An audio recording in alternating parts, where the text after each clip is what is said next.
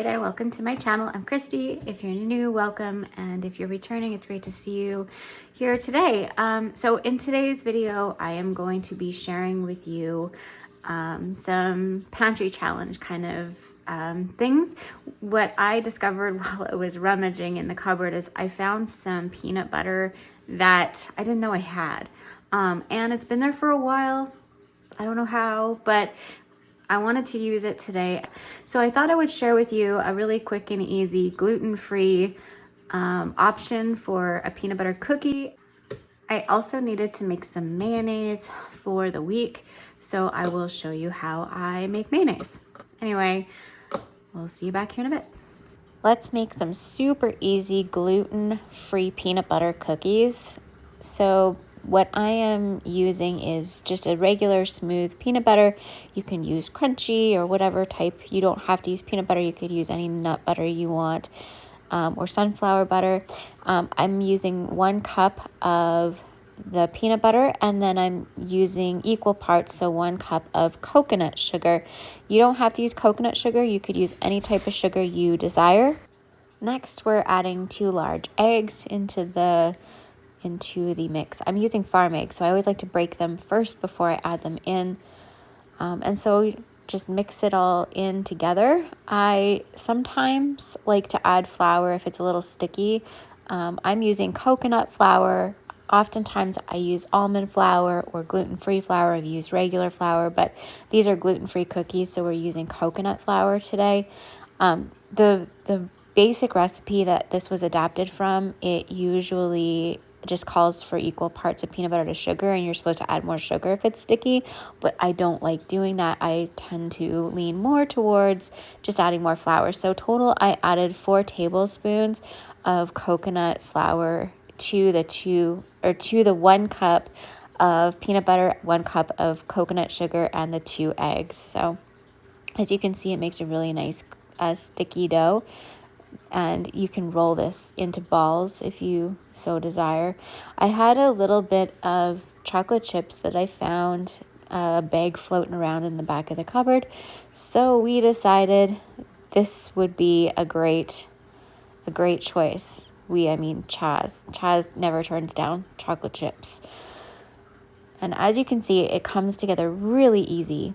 I'm lining my baking dish with a parchment paper, and I'm just scooping out in the small teaspoon or tablespoon, I think they're tablespoon size, cookie ball, whatever, cookie scoop, that's the technical word.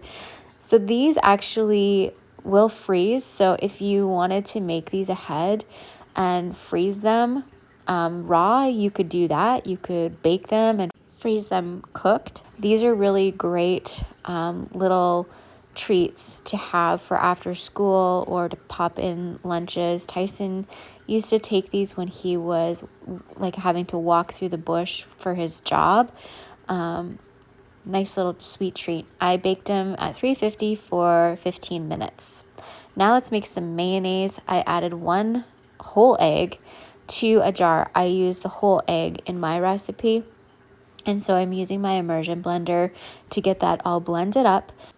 Next, I'm adding 1 tablespoon of mustard powder. You technically should be using like prepared mustard for this, but I don't have any on hand, so I'm just using powdered. This is apple cider vinegar that I made from apple scraps. I added 2 tablespoons of apple scrap vinegar to the egg and just blended that up really, really well. The trick is you want to have a container or a jar that the immersion blender can actually hit the sides, because if you have too big of a dish, it won't stiffen up properly. So I measured out 1 cup of light tasting olive oil, and in the beginning process of this, I add just really tiny little bit at a time to the egg and the vinegar, just so that once it starts to thicken, then I can start adding it much quicker.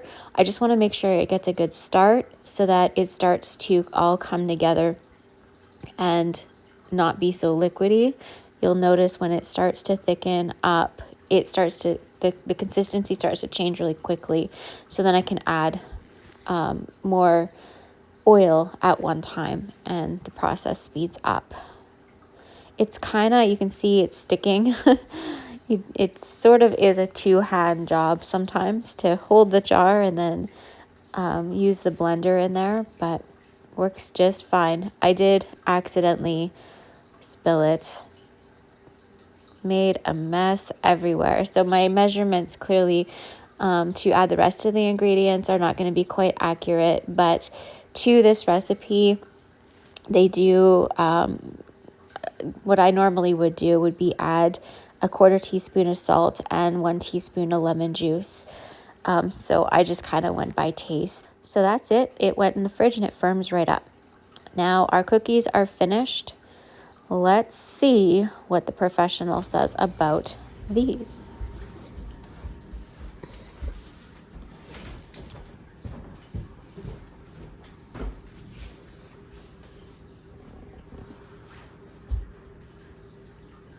Thank you.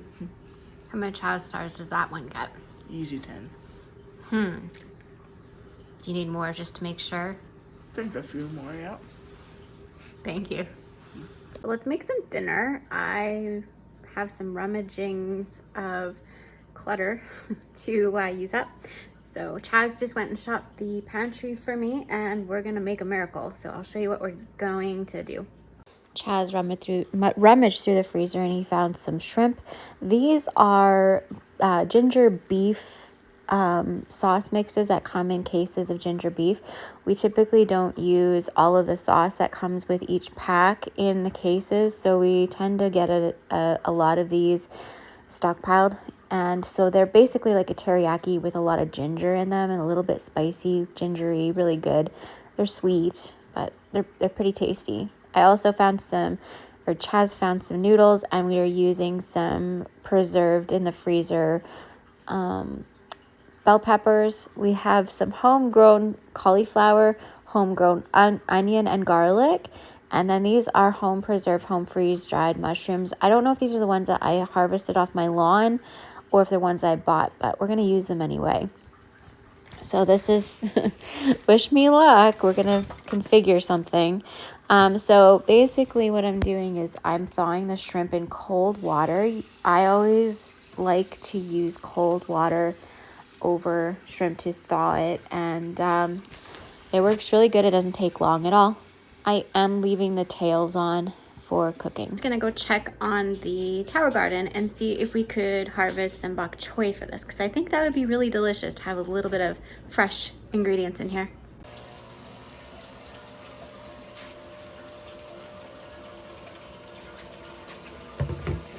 So as you can see, I have my tower garden going here with some bok choy. It's actually joy choy is a variety that I'm growing here. It's quite young still, and I've been harvesting off of it a little bit here and there. I did a video and I talked about this in my top 10 seeds for fast growing, high yielding. So I can link that video below if you're interested in knowing where I got these seeds and whatnot. But they are growing very well in our tower garden. I use fish nitrates, that's the word, from my aquarium, as well as a part A and part B hydroponic food in here, and they're doing really great. Every 3 days it looks like a jungle. So now we can hydrate some of these mushrooms. So basically for freeze-dried mushrooms, if you just soak them in water for like 5-10 minutes, they hydrate and then they just kind of cook really nicely. They have a good texture. So this is just dump everything in the pot and let it steam. So I added oil. The oil was hot. I added the shrimp, and then I added the cauliflower, onions, mushrooms, garlic, peppers, and I added the moisture or the water from that, and I let it steam. As you can see, there's lots and lots of moisture in here, and so I didn't stir it when I dumped it in. I just layered it, and then let it steam through. I put the lid on it and I let that steam for like 8 to 10 minutes. Then I went in and I started to mix it and added in the Ichiban noodles, the ramen noodles, including the packets. One was a vegetable packet and one was a chicken packet for extra flavor. So I added those in. Now, this is how I would cook it if I was on an open fire or a barbecue. This is how I would do it. So this is kind of inspired by camping. And then I added some water and then the sauce packs to on top. And then basically I just put the lid back on and I let it do its thing for like another 8 to 10 minutes. And yeah, pretty simple. It doesn't take much effort to make something like this. Like I said, I would do this on like a campfire, or if I was camping, this is something that I would do to do that. I was just kind of inspired, and I would use like canned chicken instead of shrimp if I was to alter this and in any way, or even pork. And then I just threw in the bok choy once it was all mixed up, or the joy choy, and just sort of mixed it in gently. It did need to thicken up, so I decided to go rummage in the cupboard some more. I was looking for something to thicken, which I found arrowroot starch, which is, it works just like cornstarch, and I like using arrowroot. It is a really great alternative I used to do autoimmune paleo. I was on a very strict diet for 2 years, and so I used that quite a bit as a thickener. And so that was what was left over from my years of going inflammation free foods. So that's what it looked like, and we'll see what Chaz says. Test it. It's really hot.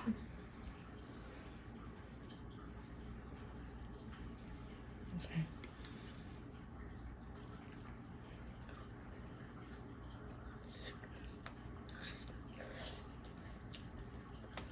Good? Yeah. Like it? What? How much Chaz stars does it get? Probably 10. Really? Yeah. You are definitely not fussy, are you? Nope. Well, thank you so much for hanging out with me today. I hope you enjoyed today's video. We'll see you next time. Bye for now.